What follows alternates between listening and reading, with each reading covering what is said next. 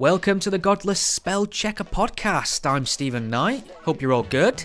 I'm very pleased to bring you a conversation I recorded with Jamie Woodhouse on the topic of Sentientism. More on that in a moment. First of all, I just wanted to say a gigantic thank you to you beautiful primates that have chipped into my fundraiser for WIRES. That's the Wildlife Information Rescue and Education Service based in Australia.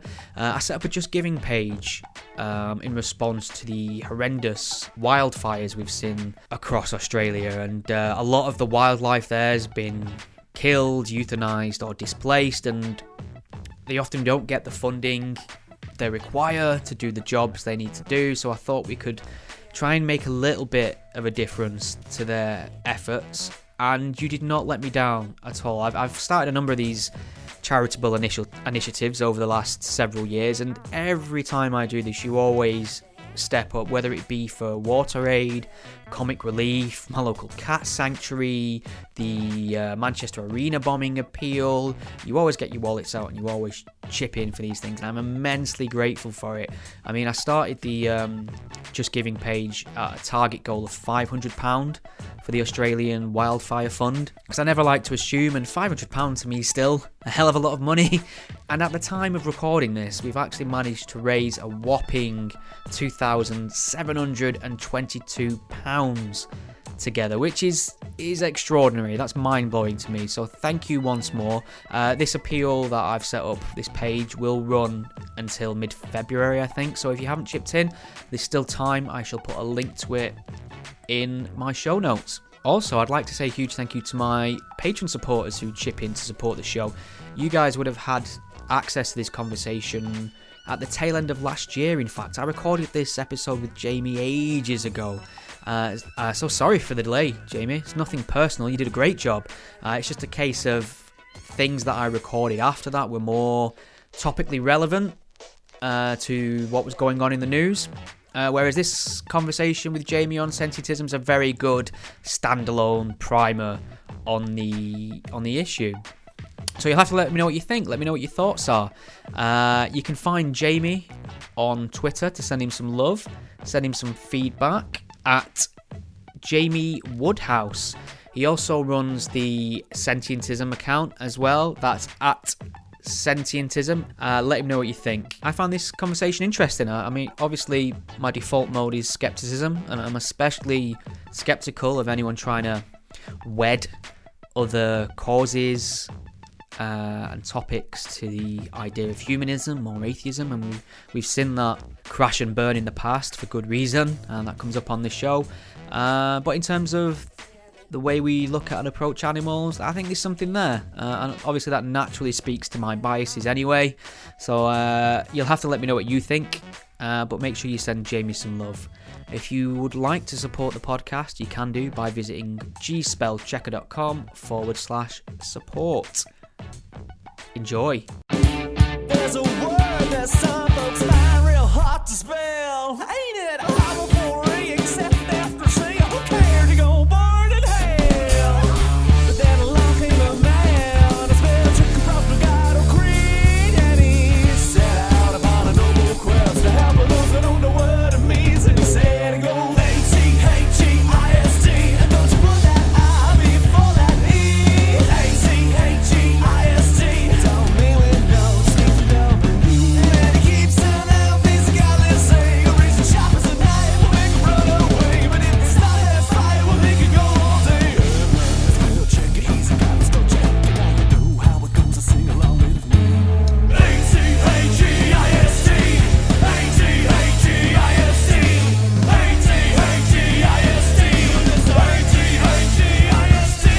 Very pleased to welcome Jamie Woodhouse to the GS podcast. Jamie, welcome. It's great to be here.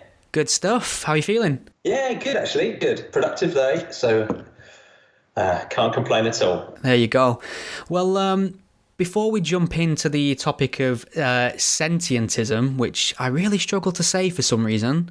It's a bit clunky, isn't it? It is, which is a fascinating topic, and really, the contents of that topic is quite close to my interest and heart in general.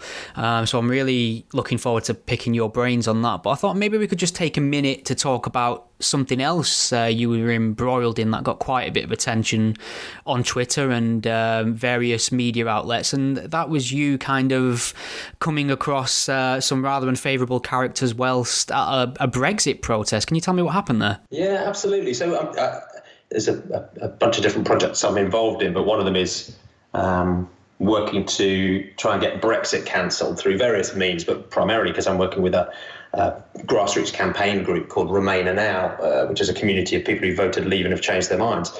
So fascinating voices in the whole debate. But tangential to that, I've been participating online and in person in a bunch of different protests related to both Brexit, but this one was the Defend Democracy protest. So it wasn't specifically about Brexit. It was more about the proroguing of Parliament and some of the other activities that were going on.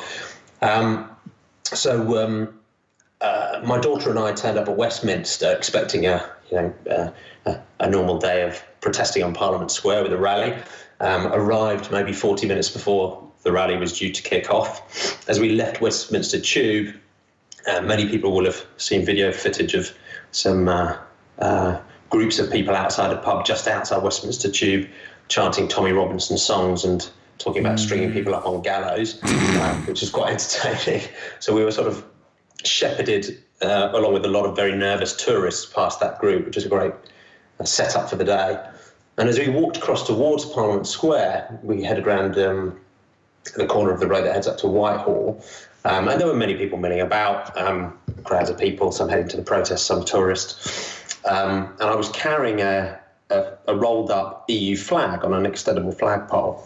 And I felt the flagpole being grabbed from me.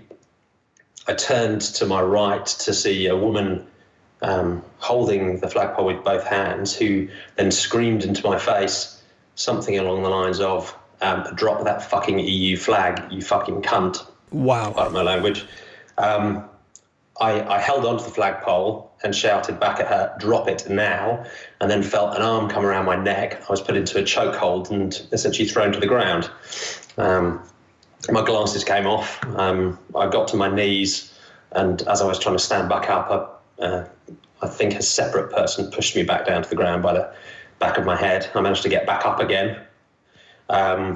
Shouted, I'm here with my daughter, turned around, found her with her back to the wall of a building in tears, understandably. How old is your daughter, if you don't mind me asking? She's 15. Right. Yeah, so I looked up to try and find my daughter. That was the only priority in my mind. I could see her with her back to the wall of the building, crying, understandably. I walked to her, we got together, walked up the street and just got away from the area. And she was a complete trooper. She dried her eyes. We sat down, had a chat about what to do next, and she insisted we go on to the rally. So we moved on to the rally. We started a little bit late because there'd been some other disruption caused by the DFLA group, the Democratic Football Lads Alliance, which delayed the protest. And then the rally continued. Interestingly, partway through the rally, a different group around a chap who I know you know of, called Danny Tomo, came to the front of the rally, again started shouting over the people speaking from the stage, again chanting Tommy Robinson songs and doing their best to disrupt the rally, which continued for about an hour. And that group was standing next to my daughter and myself for pretty much all the way through. So it was an entertaining day. Yeah, that's awful that you had that experience. I mean, it's great to hear that you weren't deterred and you carried on with the rally. I think I might have just gone home after that. But there's something interesting to be said about being around people that shouting about Tommy Robinson. I mean, I'm not going to overgeneralize. I've been to many events that are organised and are kind of about Tommy Robinson in the context of reporting, and I've spoke to people on the ground. So you will find sensible, normal, nice, decent individuals there as well, but there seems to be a surplus of idiots for some strange reason. It's got to the point where I think that I'm probably done covering that kind of event, because I feel I don't tend to feel as safe as I have done in the past, because there seems to be quite a lot of animosity in the air over this whole Brexit issue, and I just wondering, maybe just get your opinion on why is it so polarizing to the point where people are, physically threatening each other and in some instances actually attacking each other? Why can't we have this difference of opinion in a space which isn't going to get spill over into attacks like this? Well, I think there are a couple of reasons why that weekend was particularly spicy, if you like. One was there was a sense of just increasing desperation, I think, amongst some of those people who really want Brexit to happen, because they can see, I guess their chance to make it happen slipping away. So there is a sense that things feel like they're building to some form of a crescendo. So I think there is more pressure in the debate. But more prosaically, around that weekend, I think it was an international football weekend. So a lot of the London clubs weren't playing. Many of these people would have been taking that attitude to those games. So I think many of the people who were involved in the group that attacked me and maybe some of the demonstrations, many of them are fairly run-of-the-mill football fans who like a bit of argy-bargy, right? So they're into their football, they're into their fashion, they're into getting beard up, and they're into fighting amongst their mates or with different football firms. And if you get off on that, fair enough, as long as you're not bringing innocent people into it. But it does seem like some elements of these groups are actually quite serious about quite dangerous ideologies. So one of the things that was interesting, more interesting about the incident was the intelligence that's been built up about the group who attacked me thereafter. And it's subject to police investigation at the moment. So, this is all subject to how that works through. But once I talked about it openly online, a variety of different groups and individuals started helping piece together some intelligence about the attack. There was a video that emerged the second half of the attack, some stills of some people who were involved at different points in the day, and intelligence has emerged about the group that they seem to be part of. And the group's it seems to be called Pie and Mash. They claim that's because they originated through a bunch of different London football firms and meet in pie and mash shops. An alternative theory is it's rhyming slang for fascist. They have a Twitter account, they have a Facebook page, they even wrote a blog about the day's events, revelling in the violence, and included a rather revealing witness paragraph about what happened to me. And as I say, I think most of them are just, might like a fight, like a beer, like hanging out with their mates, and like a bit of roughing up Antifa. But there certainly are a subset of the group that are more serious about the ideology. And a historic photo emerged of the group holding up a banner with their group name, Pie and Mash, a red poppy, and the statement, "Lest we forget," commemorating our war dead. At the same time, 3 of the group members are doing Nazi salutes, which is the most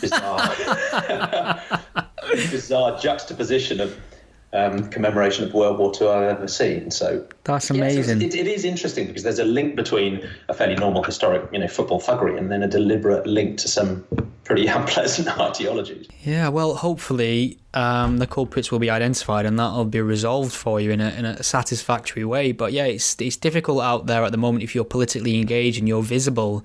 There seems to be a lot of vitriol on both sides of the political debate. So I mean, maybe. I think, the point I would make, I was in two minds about whether to talk openly about this, because I don't want to discourage people, because these incidents are still vanishingly rare. Nearly all of the violence is between 2 different groups that are both looking for violence. So if you're an innocent person looking to protest, it's very, very unlikely, something like this will happen to you. But the reason I did want to speak about it is partly just to embarrass the group, because, fighting amongst other people who want to fight is one thing, but mugging random people on the street and commemorating our war dead with Nazi salutes, I don't think that's something. Those are things that most of the people in this group really want to be associated with. So I'm hoping some of them have a little, think about what they're doing. I would perhaps speaking out. If I was a betting man and there was a way to verify this, I'd put money on the reality of these people not having voted in the referendum. I just get the impression that these kind of thuggish, low information idiots who are out there looking for a fight wouldn't know where to find a polling booth. It's, they're screaming about Brexit and how it's been stolen from them. But I suspect if there was a way to verify it, they wouldn't have voted. I think you're right. Let me put it this way. I don't think there are people who are highly engaged in the democratic political process. That's a very polite way of saying fucking idiots.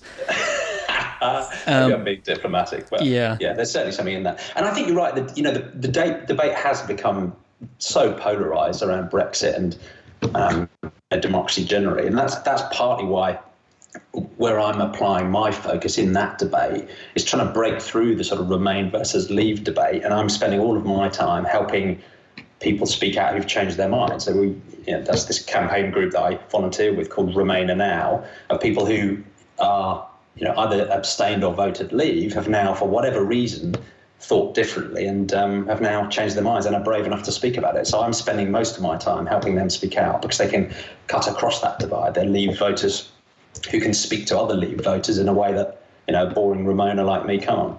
That's interesting, the word brave there. Do you think it is a brave thing to say that you now Remain? Because it just feels to me that even though Leave won the referendum, Remain seems the more acceptable position within civil society. I tend to find a lot of Leavers tend to bite their lip or not own up to having voted Leave.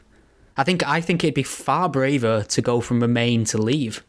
You may be right, but these people are doing it on Twitter, so I maintain that it's pretty brave. But having an opinion on Twitter is pretty brave, to be fair, nowadays. Anything. And this is the most divisive issue of the day. So yeah, I'd stick with brave. I think I'd stick with brave. But when people do it, there are some aggressive Leave supporters who attack them and call them traitors, I would imagine. Call them traitors and so on. There is a very small number of people who support Remain who are still angry and still blame them. But then the vast majority of people just shower them with love and respect, not just for now agreeing with them, but because they had the intellectual honesty and the bravery to speak out about changing their mind. And some of these people have, to be honest, haven't even changed their mind. Some of them voted wanting a soft Brexit Norway solution in 2016, and they quite like that now. But Brexit has been so radically redefined in front of their eyes, so that we're now looking at Yellow Hammer or a No Deal. These people haven't changed their minds at all, but Brexit's changed so much, they now would prefer to Remain. So, but there's so many fascinating stories, and like I say, they're much more interesting than the typical Leaver and Remainer tropes. Okay, well, I seem to have got ahead of myself a little bit, Jamie. So maybe just for my listeners who aren't aware of your interest in what you do, how would you describe to people what you spend your time doing? So by trade, I'm a management consultant. So I spent 25 years in a fairly traditional corporate career as a partner in one of the big management consulting firms. But what I do now is really a portfolio of different projects. Some of them are political and campaigning focused. Some of them are NGO or charity related. And the two main things I'm working on at the moment are this Remain in our community in relation to Brexit. And the second one is our main topic, which is developing this sentientist sort of common sense philosophy, if you like, and trying to build some community around it. So those are two of the main things I'm focusing on. Excellent. Okay, well, maybe you could give me the broadest definition you can of what you mean by sentientism. How does that work, and how is it wed, in your view, to the concept of humanism? Yeah, so I guess the one-line summary is it's a moral philosophy that commits to evidence and reason, and it grants moral consideration to everything that's sentient. So that's it in a sentence. But to break that down a little bit, it might be useful to sort of explain how I came to it. Through atheism and then through humanism and then to sentientism. And that sort of helps us think through what those different components are. So I guess an atheist starts fairly simply as just the absence of a belief in a deity or a god, and you could extend that to having an absence of belief in anything supernatural and therefore a more naturalistic philosophy. But that stance, while it's quite clear about how I choose what to believe in, doesn't really say anything about morality or ethics. It doesn't really say much about what you should or shouldn't do. That then leads you on to humanism, and I guess that's my personal journey. That's where I went next, was looking at humanism, and particularly the sort of modern secular interpretation of humanism, which again is naturalistic. It's committed to evidence and reason, scientific worldview and critical thinking, but then it grants compassion or moral consideration to all humans on the basis that we have solidarity as a species. We're aware we're all able we have the capacity to suffer and so on and so forth. So humanism then takes that next step, adds a moral stance on top of the naturalistic view that doesn't require any supernatural input or any deity to tell you what good and bad is. You can build that from reality. So I guess I've been a humanist for a long while. I've been a member of Humanists UK, and have quite often felt frustrated that people don't more often turn to humanism to address some of the prevalent problems of the day. Because to my mind, it feels like if you look at many of the problems we're facing, if you dig down, what sits underneath that is people forming beliefs that aren't based on evidence and reason, or deciding to be very selective about their compassion. So they might pick a particular group or a gender or a religion or a nationality and class one group of humans as the other and discriminate against them in some way. So I've been a fan of humanism as a stance that helps constructively address a lot of those problems without breaking down to the sometimes fragmentation of, an identity politics approach. But there's a limitation to humanism, at least as most humanists think of it, which is it's focused just on one species. And I think most people intuitively would agree with me that humans aren't the only things that deserve some sort of compassion or moral consideration. And maybe we need to think a little bit wider. So what Sentientism does, it says, look, let's forget about species. Let's think about what's the characteristic of anything that means we should care about it morally. And what it zeroes in on is sentience, which in simple terms primarily is the capacity to have a subjective experience of something. So, the ability to experience suffering or to experience well-being or flourishing, anything that's qualitatively good or bad. And it says for any being that you can determine is sentient, we should give moral consideration to that thing, show it compassion, and in very practical terms, just try to avoid harming it or killing it unless there's a very strong, overwhelming reason. So hopefully that gives you sort of a one sentence and then a build up through atheism and humanism. Yeah, I mean, I find that path fairly logical, and it certainly resonated with me. I suppose once you accept that there's no divine presence that's giving humankind dominion over animals, and then once you accept a sort of Darwinian evolutionary outlook and you realise that we're not different animal, we are animals in a sense, and it kind of logically leads to approaching them in a way that involves more compassion and more consideration and wanting to minimise suffering. And I gave up meat a long time ago on this realisation, but I've been consistently frustrated with the lack of interest in sort of lefty sceptical circles around this issue of animal consumption. And I kind of understand, I kind of get it, because I was there at one point too. I was a good person when I ate meat. I don't think people who eat meat are bad people. I just think maybe they're not entirely aware, in the nicest possible way, of the process of agriculture, factory farming, things like that that goes into the meat-based process. And I often find a lot of justifications for continuing to eat meat do tend to map onto a lot of old religious arguments I used to hear as well. So, I mean, I suppose my first question is, I can hear my listeners turning this off already because it's one of them divisive topics, and I never want to frame it in the sense of finger wagging or telling someone they're doing something wrong. So how do we approach this conversation in a better way that can help people understand where we're coming from a bit more? It is tricky because as you jump into the sort of vegan agenda, there is a sense of moral superiority, of preaching, of looking down on people, on other people that haven't yet reached those dizzy ethical heights, and sometimes a sort of purity and that can give people the impression that veganism almost feels like a religion in its own right. And I'm not sure setting that tone really helps to persuade people. It isn't necessarily that conducive.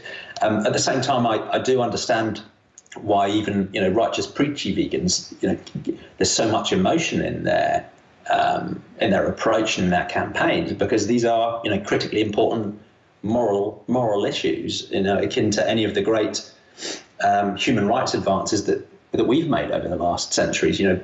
People fighting for animal rights see their fight in exactly that context. But at the same time, practically, as you say, it can put a lot of people off.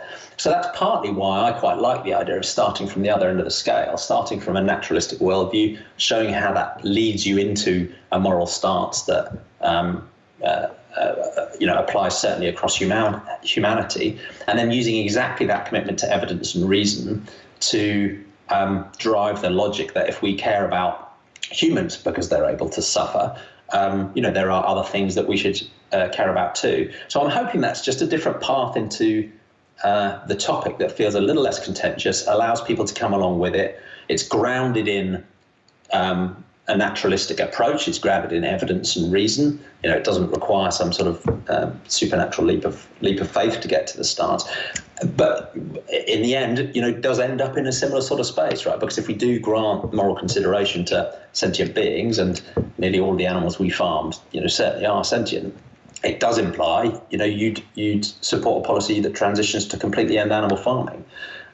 So you may get to the same, set of actions or same set of policies if you want to think institutionally, but hopefully it's just a different way into the topic that feels a little less contentious, a little less pushy. And your point about, the moral supremacy tone is absolutely right. I can get a little bit preachy sometimes, but, I ate meat and dairy for 25 years. I was vegetarian for another 20 or so. So, I don't have to look back too far in my own personal history before I was, exactly thinking that way. And I wasn't a bad person then either. Yeah. I mean, just to put it in perspective, one of the things I will say, which I think people probably aren't aware of, is and I was once of this frame of mind, people assume that when animals suffer in this process, it's because something's gone wrong in the system, something hasn't been followed that should be followed, there's been a breach of protocol. And my reasoning on this is animals suffering is the process and is the norm, and it's difficult to get that message across to people really without showing them horrible, gruesome videos of the process or recommending literature. So are you of the mind, some people will try and advocate this idea of an ethical version of animal farming, but I haven't seen anything convincing on that scale, and I have looked I'm almost a self-hating vegan/vegetarian because I really enjoyed animal products, and even today it'd be incredibly more convenient for me in terms of arranging meals, and especially when traveling and things like that, if I still had meat. So do you think there is an ethical alternative to the factory farming system? Not really. No, I'm of the same mind. I've looked really hard. In essence, you could imagine a situation where an animal is allowed to live a full life rather than it be cut short, and it's gently euthanized in its old age under an anaesthetic. So maybe you could craft some form, way, shape, or form, but ultimately you're still ceasing a sentient life, against its will before it would want it to happen. So the short answer is no. I guess the more practical answer, this is where there is some real common ground between people who eat meat and dairy and vegans, is that almost everybody dislikes factory farming. So there's some interesting surveys done recently in the US by the Sentience Institute, who's surveyed US adults, and it found nearly, I think it was almost half people, it's like 49% of people would support a ban on all of factory farming. So there's some really strong common ground there. The dissonance comes in that when you talk to most people, they will say, they get meat and dairy from ethical sources and, they never buy factory farmed products. But actually between 90 and 99% of all animal products are factory farmed. So there's a disconnect there. So even if there was an ethical way of doing this, and I don't think there is, the reality today is that the vast majority, and we're talking about well over 100 billion animals a year, go through a factory farming process, which even most meat and dairy eaters would be absolutely horrified by. And there's interesting parallels between the religious story and animal products, in that in the same way as the more you know about religions, the more likely you are to become an atheist. The more you know about the reality of animal farming, the more likely you are to become a vegan. Yeah, ignorance is definitely bliss in this topic. It certainly is. One thing I find striking about this whole topic, then, even just moving away from the animal welfare aspect of it and the ethical implications, one of the biggest hot topics on any lefty liberal agenda right now is climate change. Yes. And I find that doesn't matter how passionate or a self-identifying environmentalist, but bang the drum about this topic, whenever you mention the topic of meat consumption and how that factors in and how that's one of the largest, if not one, if not the largest contributor to CO2 emissions and things like that, it's not even on their agenda. It's not even registered. So what's going on there? Where we have a topic where you think, well, this is the thing that's going to put animal welfare and agriculture and factory farming straight on the agenda, because everyone's talking about climate change right now. It's shifting things slightly, but I think you're right. There's a massive taboo about it. So while veganism can feel a bit like a religion in its own right when people get a bit preachy, it's actually the other way around. So the consumption of meat and dairy and animal products is very much religious. It's so deeply baked into our societies, to our traditions, to some extent some of our religious practices, that there's a massive taboo about even considering the option of finding a different way. And as you say, the science on this still needs a lot more work, but rough indications are that animal agriculture does cause more emissions, has more of a water use and more of a land use impact than all of transport put together.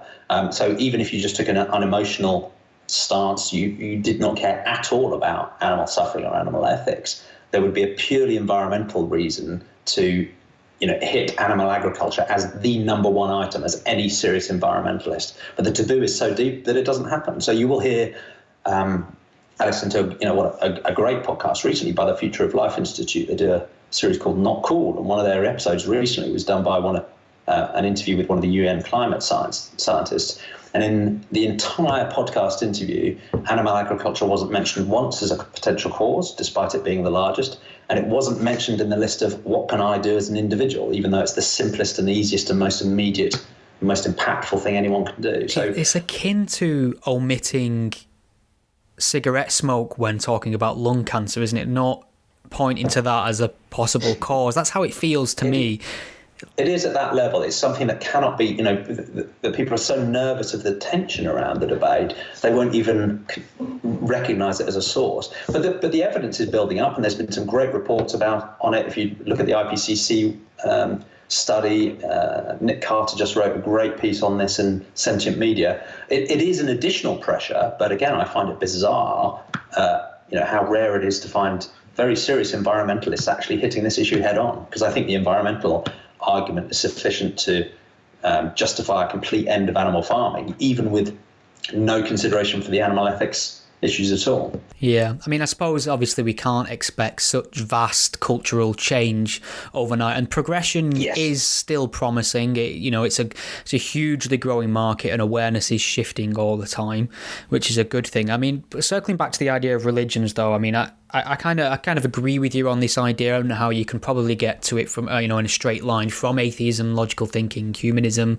things like that. But I mean, I suppose there have been rather misguided attempts in the past to try and wed atheism or humanism to certain ideology. I don't know if you remember the non-starter that was atheism plus. I mean, it'd be better to forget if possible, but I mean, they tried to wed some ultra pure woke social justice identity politics type ideology to atheism, and people get very protective of atheism and humanism and not wanting to project it as some sort of religious ideology or faith-based belief system. And I was just wondering if you got anything you can say that can allay people's fears on that front. I can. I think there's two things I'm trying to do with sentientism. I guess one thing I should mention is, I didn't make this term up. I don't own it. It actually came out of the animal rights movement in the 1970s and following decades, developed by people like Peter Singer and Richard Ryder, that some of your listeners would have heard of. And in a way, it was always quite a naturalistic philosophy, but it wasn't explicitly so. So all I'm doing really is taking that philosophy that focused on sentience as the defining moral characteristic and making it explicitly a naturalistic philosophy that extends humanism, if that makes sense. So, I should make that clear. I'm very much standing on the shoulders of those giants. But I guess what I'm trying to do with this recasting is, firstly, I'm very much a sort of common sense philosopher. I'm not an academic. I'm not interested in, wasting my life in abstruse technical semantics or crazy sort of trolley problem trade-offs that will never happen in real life. I think it's much more interesting just to set a very, very simple, potentially unifying moral baseline that then leaves plenty of debate about trade-offs and priorities and, who do we care more about. In a sense, I don't want sentientism to get stuck into that stuff. I just want it to be commitment to evidence and reason, granting moral consideration to everything that's sentient, and that's it. There's loads of interesting discussions to have, but, let's not detract from the value of getting people to that simple baseline. But we're not trying to solve all problems. I guess the other thing I'd say, because as you mentioned, the sort of woke culture, identity politics approach, the identity politics approach can be useful in identifying problems, but I think it struggles to find sensible solutions because it tends to set groups against each other. It tends to make it hard to cooperate because the view of one group isn't seen as valid in even acknowledging the experience of another. So I find identity politics might be useful in the diagnosis, but actually what we need to move forward is find things we have in common. And humanism plays an important role in that, and that it says, look, we're all humans, black, white, male, female, trans, we're all humans. We can all suffer. We all deserve compassion. Let's go from there. And it gives you a much more constructive, common approach to solving those problems. And sentientism does the same. It just extends the arm a little bit further to sentient animals and potentially even other types of sentient things. So I think it is a more constructive approach to many of those problems instead of trying to micro-define an advanced morality that addresses every problem. It just sets a simple baseline that all sentient things could come together around. That's the hope.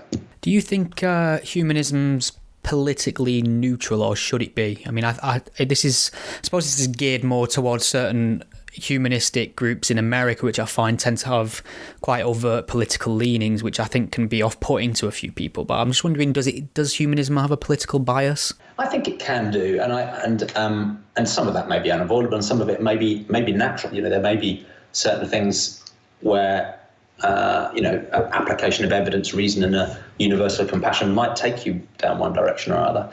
But I think it's dangerous to push that too firmly one way or the other. I think you could quite easily be, someone who calls themselves a sentientist and a humanist, but still have more right or left-leaning views on, certainly on the economic scale. I think when it comes to the social liberalism, there is an inbuilt bias there.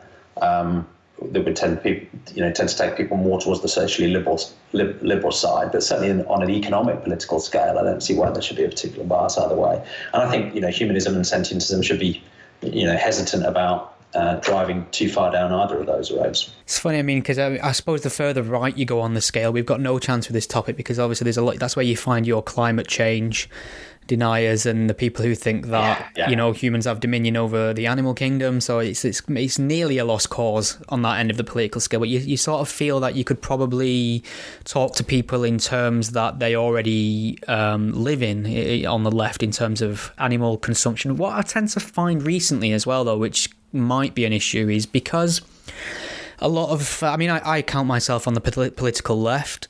But I am willing to admit there is a lot of lunacy coming from the far left, and it can almost be expected on a daily basis now. And I don't think that's the whole left. I think there's just a lot of people with loud voices that have come to represent the left. But one of the pet projects that seems almost exclusively left is climate change. And I think a lot of people are reflexively rejecting that topic now because it's coming from the left. And they're just assuming it's more left identity politics or nonsense. I've seen quite sensible people who are a little bit sceptical on the whole issue.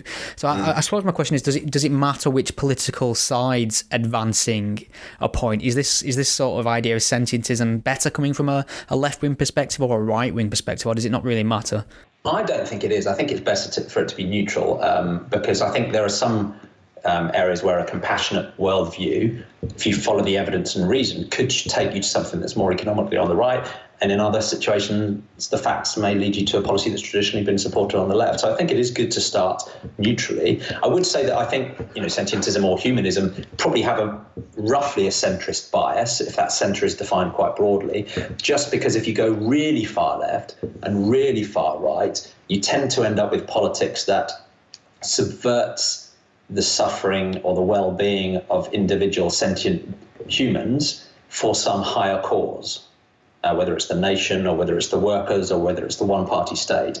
And when you get into those areas, I think there you have moved away from humanism or sentientism, because something else has become morally important that isn't about the suffering or the experience of real people. And those can end up, as we all know, in dangerous places that start to look very similar on the far right and the far left. At the start of the conversation, you sort of mentioned this idea that you were surprised that humanism wasn't sought more in certain areas that religion would typically have filled the gap. And I just wondered, what sort of areas do you think humanism can be especially useful for in that sense? Well, I think there's some things it does very well. So I think it's very good at resisting religious privilege specifically. So whether that's in politics or in public life or in representation. And again, that agenda is very different in some places. We have a lot of work still to do in the UK, plenty of work to do in the US, and breathtaking amounts of work to do in, Saudi Arabia and other similar states, of course, right? So there's enormous, important work that humanism focuses on in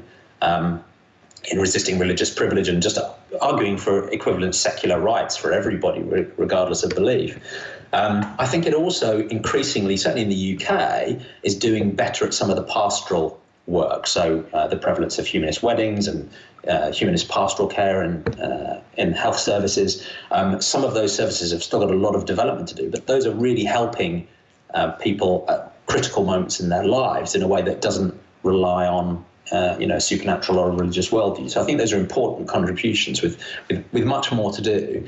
But humanism doesn't tend to go much further than that. Humanism isn't necessarily looking at how can we optimize or improve human well-being in general in all sorts of different ways. It's more focused on negating the human privilege and providing the right sort of pastoral care. So humanism in itself doesn't necessarily take a stance on climate change or risk of artificial general intelligence or other wider moral issues. It tends to focus quite narrowly on that resisting religious privilege. So I guess that's where I see humanism I think it's an enormous force for good as a worldview and as a set of campaigns, but it is narrower than I'd like.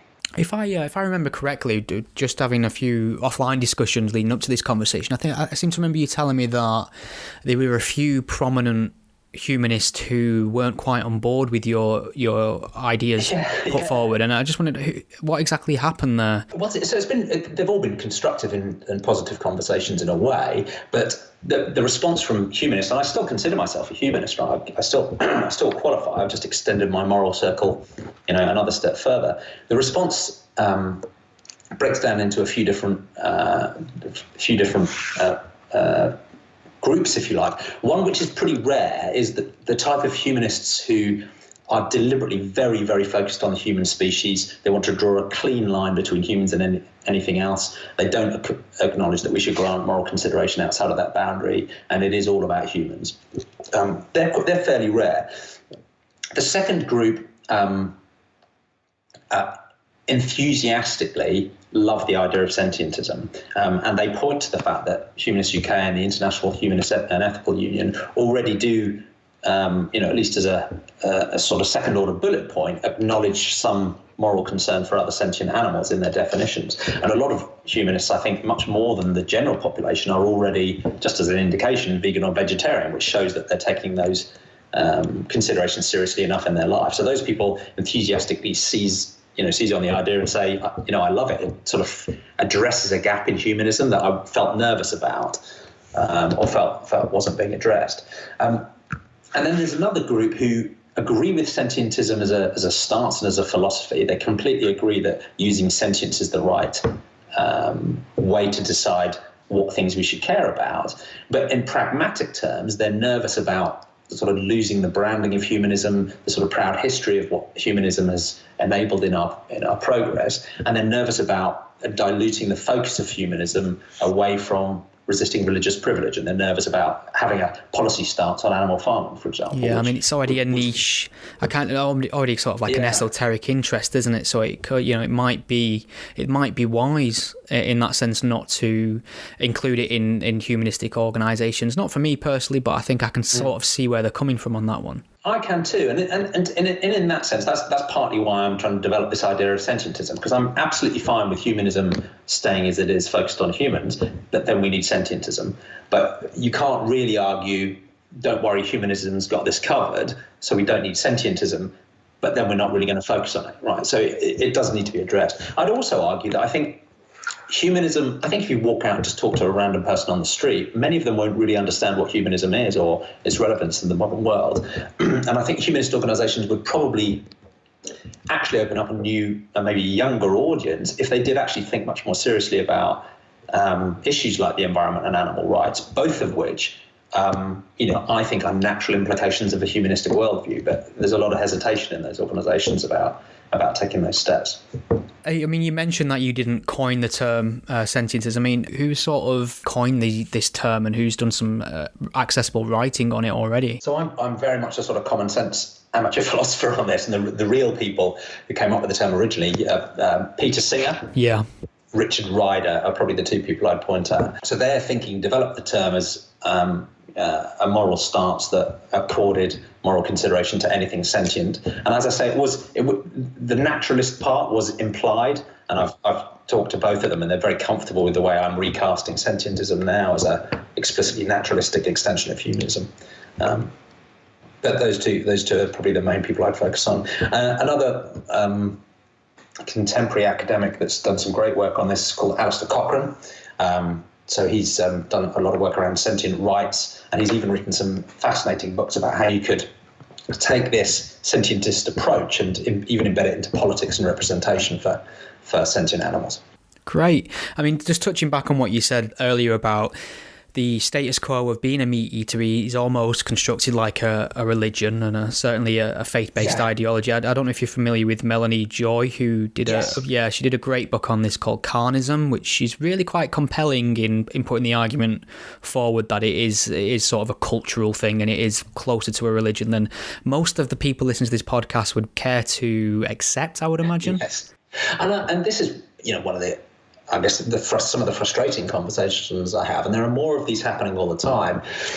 When I talk to someone, randomly selected on the street, I can understand, most people don't have a focus on ethics and morals and clear, logical, critical thinking. Why do they? Most people have got day jobs and normal lives to work on. But if you're an individual who is very focused on atheism or humanism as a philosophical stance and as a set of moral justifications, and you've maybe gone on a journey of applying evidence and reason to break down your own religious and supernatural thinking, and you're very proud of where you've now ended up. You've turned away from tradition and culture and what you were told as a kid, and the supernatural, and you followed evidence and reason to a well-founded viewpoint. If you're very proud of that story and where you've got to now, I find it incredibly frustrating that those very same people are trapped by the taboo and the dogma and the tradition of carnism and seem unable, in the face of incontrovertible evidence and reason, to shift their views when it comes to animal ethics. And there is a direct parallel and a frustrating parallel between their application of evidence and reason in one remit of their thinking and the complete opposite in another.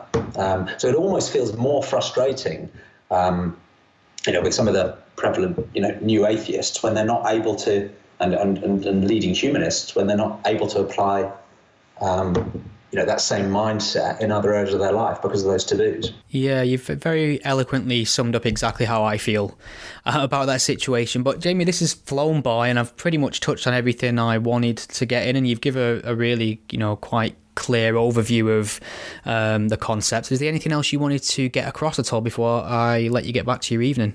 Well, there's probably three quick things. One is, I think there are a lot of sentientists out there who've never heard of the term. So I'm hoping that, people out there who do have a naturalistic worldview, who do take animal rights seriously, this would at least give them a label that, may help and a story that sits around it. I think one of your other guests, Ricky Gervais, may well, fit the mold. So that's one, is hopefully it's, at the very least, it's a useful label for people who already think this way. The second is a little more strange and esoteric, and tends to annoy the people who are involved in the sentientism movement, who are very focused on human and animal rights. It's very clear that human and animal rights are the focus here, because humans and animals exist today and they suffer at enormous scale. But one of the reasons I quite like focusing on sentience as a characteristic is it does make the philosophy future-proof as well. So when you get into topics like artificial general intelligences that potentially at some point, maybe in 5 years, maybe in 100 years, maybe 500 years, could even become sentient, this philosophical stance prepares us for thinking about how to treat them ethically. And you could argue that, hopefully we'll be able to persuade the artificial general intelligences to be sentientists. Otherwise, we might be in trouble. So I like the idea that it's not bound by a species. It's not bound even by a substrate, if you like. It could apply to anything that's capable of experiencing. And the final thing I'd say is that people find the idea interesting, want to help develop it, shape it, it resonates. I'm also trying to build some global community around it as well on a variety of different forums. So we run a Twitter account. The most active discussion site is on Facebook. There's a private Facebook group with people from 53 different countries on it so far. We have a subreddit and various other forums that people can come and read writing, have debates, help shape this thing, and ideally raise awareness of it to get more people to know about it. Brilliant. So what is the Twitter account then that we can point people towards? Yes, the Twitter account is just @Sentientism. And what sort of things can people see posted there? It's really anything it's writing and content that relates to the philosophy, either in general or things that relate to the animal rights aspect, the application to artificial general intelligence, or the way it can actually influence the improvements to human rights and addressing human problems. So I've done some writing that's tried to say, this may seem like a somewhat obvious philosophy, but I've also done some writing around what would the policy implications of sentientism be if we took it really seriously? And some of those are somewhat contentious and show that this thing has actually got a pretty sharp edge if you take it all away. So that's the sort of content you'll see there. My personal Twitter is @Jamie Woodhouse, which is mostly banging on about Brexit at the moment. And then if people just search for the term sentientism, you'll find a Wikipedia entry, you'll find us on the subreddit, you'll find us on the Facebook page and the Facebook group as well. And everybody's welcome to join those groups. You don't have to feel that the term fits. Just anyone who's interested in the topic, wants to criticise it, wants to challenge it, wants to tear it down, or feel it describes the way their philosophy is, all welcome to join. Excellent. Jamie, thank you very much for speaking to me. Yeah, it's a real pleasure. It's been great to be on. Thank you for listening to the Godless Spellchecker podcast. The podcast is a one-man operation, produced in my spare time away from my day job, and I love making it for you. If you enjoy what you hear, please consider lending some support. The show is entirely listener supported. I don't sell anything, I don't run ads, and given the alternative and unpopular focus of my content, it's very unlikely to find a sponsor.